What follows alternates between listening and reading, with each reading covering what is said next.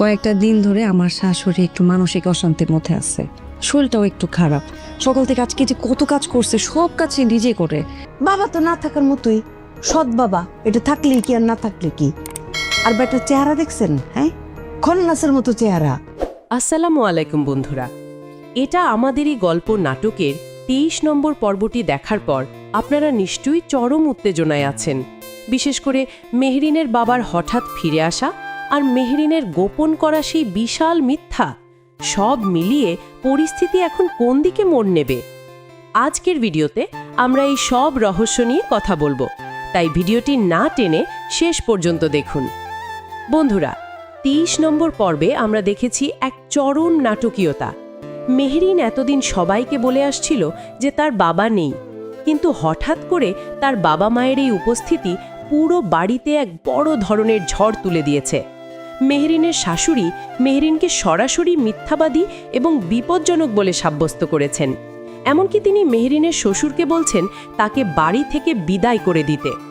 মেহরিন কেন তার বাবার কথা গোপন করেছিল, সেই প্রশ্নের উত্তর কি মেহরিন দিতে পারবে, নাকি এই মিথ্যার বোঝা তাকে সামিরের থেকে দূরে সরিয়ে দেবে? এদিকে ফাহাদের সেই রহস্যময় আচরণ তো আছেই।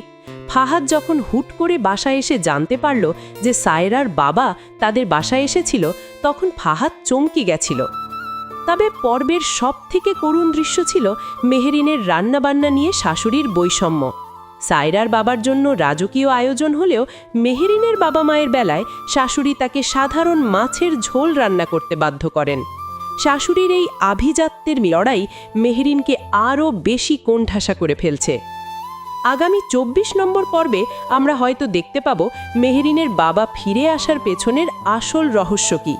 মেহরিন কি তার শাশুড়ির মন জয় করতে পারবে, নাকি তাকে আসলেই বাড়ি ছেড়ে চলে যেতে হবে? সায়রা কি পারবে এই কঠিন সময়ে মেহরিনের পাশে দাঁড়াতে? আর ফাহাদের সেই জালিয়াতির প্রমাণ কি সায়রা শেষ পর্যন্ত খুঁজে পাবে? বন্ধুরা, আপনাদের কি মনে হয় মেহরিন কেন তার বাবার কথা গোপন করেছিল, আর ফাহাদ কি শেষ পর্যন্ত তার চালে সফল হবে? আপনাদের মতামত অবশ্যই কমেন্ট করে জানান। আর প্রতিটি পর্বের সঠিক আপডেট এবং এমন নিখুঁত বিশ্লেষণ সবার আগে পেতে আমাদের এই চ্যানেলটি এক্ষুনি সাবস্ক্রাইব করে রাখুন। দেখা হবে নতুন ভিডিওতে। ধন্যবাদ।